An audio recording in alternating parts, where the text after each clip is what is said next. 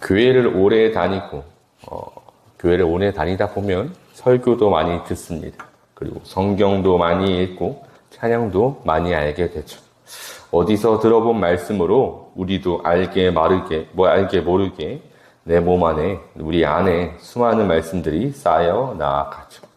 그러나 아이러니하게도 우리는 그렇게 오랫동안 신앙생활을 했지만 우리 삶의 풍파를 이겨내는 힘으로는 이 신앙 세월의 연수로 녹여내지 못하는 내 신앙의 세월의 연수가 삶의 풍파를 이겨내는 힘으로는 이끌어내지 못하는 것 또한 경험하기 마련이죠. 즉 신앙생활을 오래 했다고 능히 하나님의 능력을 바라는 것은 아닌 것 같습니다. 비단 이런 문제는 오늘날 우리의 문제만은 아닌 것 같은 것이 오늘 본문의 말씀이죠. 오늘 말씀 속에서도 히브리서 기자는 안타까움을 표현하며 한 가지를 권면하고 있습니다. 먼저 이 권면에 대해 이해하기 전에 이 말을 한 이유가 더 중요한데, 먼저 지금까지의 본문 히브리서가 오늘까지 이르기까지 먼저 예수님에 대하여 전하고 있었는데, 히브리서 5장에서는 예수님이 대제사장이심을 강조하고 있었습니다.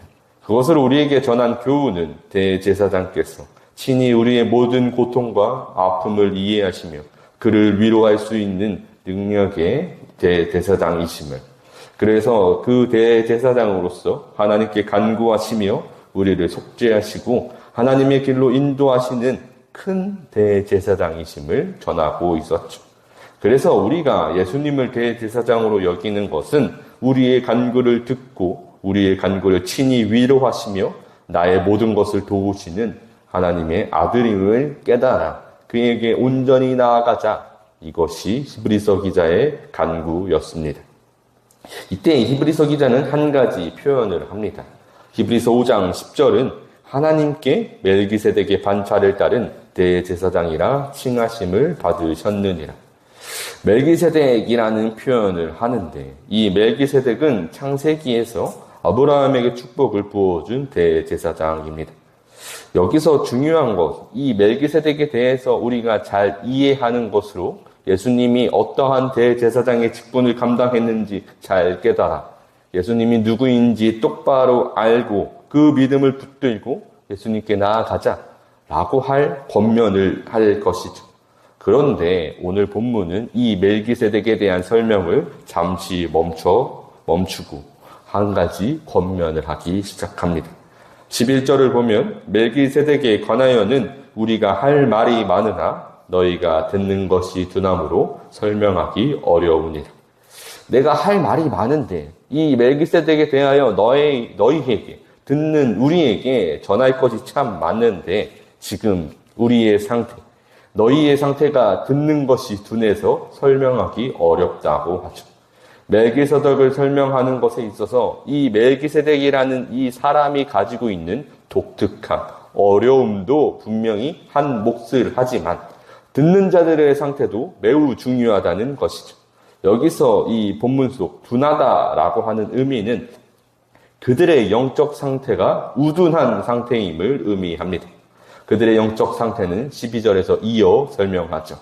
때가 오래되었으므로 너희가 마땅히 선생이 되었을 터인데 너희가 다시 하나님의 말씀의 초보에 대하여 누구에게서 가르침을 받아야 할 처지이니 단단한 음식은 못 먹고 젖이나 먹어야 할 자가 되었도다. 여기서 히브리서 기자는 한 가지 탄식을 보이며 그들을 권면하려 합니다. 때가 오래되었으므로 라고 한 이 말씀을 새번역 성경에서는 시간으로 보면으로 해석하고 있습니다. 당신들의 믿음 생활의 세월을, 믿음 생활을 한 그 세월을 보면 이제 마땅히 선생이 되었어야 하는데 라는 것이죠. 이 권면은 믿음 자체에 대한 권면도 담겨 있는 것이 맞지만 무엇보다 가장 중요한 표현은 이 초보라는 표현이죠. 선생이어야 하는데 당신들은 하나님의 말씀을 듣는 것에 있어서, 적용하는 것에 있어서, 그것을 전하는 것에 있어서 너무나도 초보적이어서 다른 사람을 가르칠 입장이 모두에게 본이 모범이 될 입장이 아니라는 것이죠. 하나님을 바라보고 그 은혜로 살아가는 삶에 있어서 매우 초보적이 되었다고 말하죠. 그리고 그 초보적인 것에 대한 비유로 젖이나 먹어야 할 자로 비유합니다. 오늘 본문을 보면 젖이나 먹어야 할 자와 단단한 음식을 먹는 자로 구분되어서 신앙에 대한 깊이를 해석하고 있습니다. 그래서 우리는 이 복음에 대하여 이 복음이라는 말이 우리 마음에 심겨서 두 가지 요리로 조리하여서 서로 다른 음식을 먹는다고 여길 수도 있을 것이죠. 복음의 어떠한 모습이 여러 가지가 되는 것인가 싶을 수 있지만 이 말씀은 그런 뜻이 아니라 복음에 대한 깊이를 이해하는 차원에 대한 어느 정도 수준으로 어느 정도 깊이를 가지고 이해할 것인지를 말하는 것입니다. 젖을 먹는 것은 어린 아이들이 먹는 것이니 아이들의 수준의 말과 단어의 깊이에 불과하지만 단단한 음식은 저작 활동을 통해서 음식의 맛을 다양하게 느끼는 어른들을 의미하죠. 한 단어 속에 여러 가지 의미를 풍성하게 해석해서 그 의미가 가지고 있는 본질적 의미를 깊이 깨닫는 상태를 의미합니다. 그래서 히브리서 기자는 13절과 14절에서 이는 젖을 먹는 자마다 어린아이니 의의 말씀을 경험하지 못한 자요.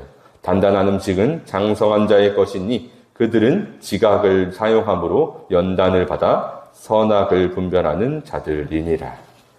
어린아이들은 젖을 먹고 즉 복음을 듣고 영생을 향한 발판으로 삼아 살아가는 것은 분명하지만 의의 말씀 즉 삶에서 오는 수많은 풍파를 이겨낼 하나님과 깊이 있는 교제를 행하지 못할 것을 말하고 그것이 의미하는 바 그 의의 말씀에 대한 올바른 가르침에 익숙하지 못한 상태를 초보적인 상태라고 전하는 것입니다.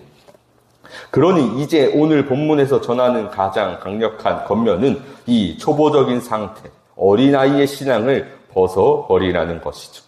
어린아이나 장성한 자나 모두 복음에서 비롯된 하나님의 양식을 먹지만 그것을 어떻게 적용하는지는 천지 차이인 것입니다. 그리고 그 기준은 바로 믿음에 있을 것이죠.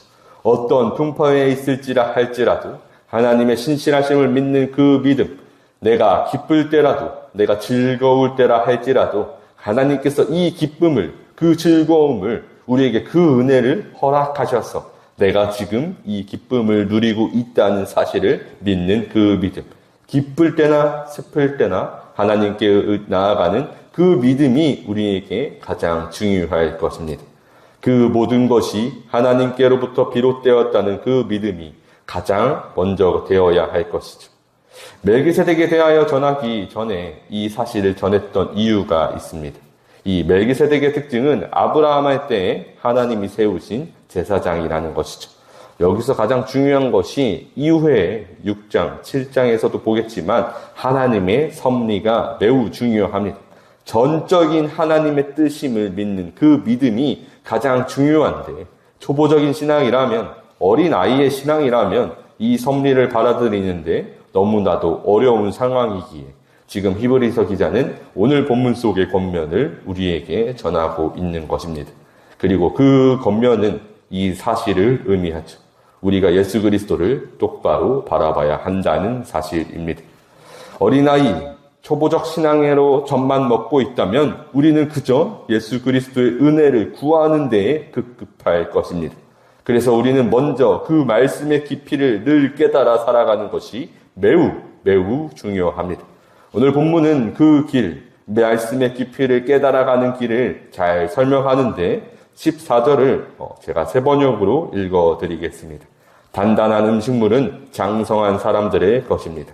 그들은 경험으로 선과 악을 분별하는 세련된 지각을 가지고 있는 사람들입니다.